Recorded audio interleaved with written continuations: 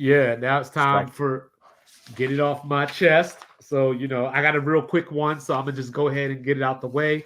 Originally, I was going to talk about Ja Morant, like looking at the clock during the NBA Finals, watching his fate in the hourglass, but I did a 2-5 daily on that yesterday, so I'm gonna leave that one alone for now. And I'm gonna just simply go with look, if you think Nikola Jokic is the best player in the NBA, you have good reason to think that. If you think he's not the best player in the league, you have reason to think that because people like Giannis exist. Joel Embiid is the MVP. Forget the playoffs. He was the regular season MVP. You still got LeBron running around at 38 years old, but still putting up 30 points. So, he still is in that conversation and in that argument, much to my behest. But the point being, Holding it down for the 80s babies. the point being, I keep hearing these people say things like, if Jokic wins this ring, he's the best player in the league. If Jokic wins this ring, he's a top 20 player of all time. If Jokic wins this ring, he's a top 6 or 7 or 5 center of all time.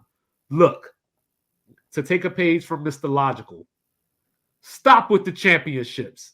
Either he's the best player or he's not.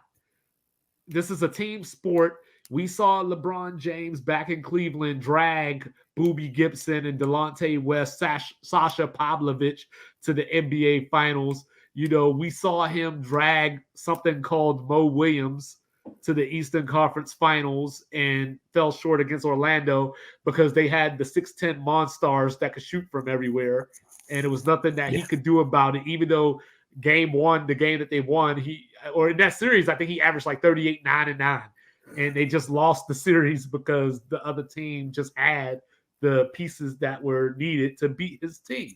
Yeah, so a bunch of 6'8" guys being guarded by 6'1" guys. Yeah, so like when we're talking about greatest of all time, when we're talking about top 10 players of all time, you bring championships into the argument because everybody's great and you need these things to nitpick to separate the great of the great.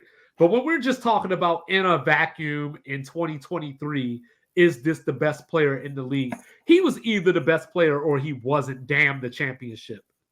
Now, if you didn't think he was the best player, maybe this finals went a little bit closer to bringing you back over, bringing you over to that side of the fence.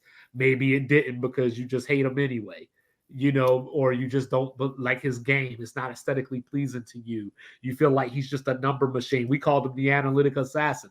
So maybe like those things exist and you just say he's a product of the new NBA versus being a person that you could put in every era and he can have an impact.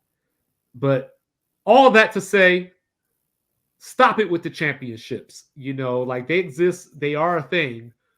But if Luka wins a championship next year, if Luka does not win a championship next year, I can guarantee you he's going to be the same player either way. So he's either top 5 or top 10 or he ain't.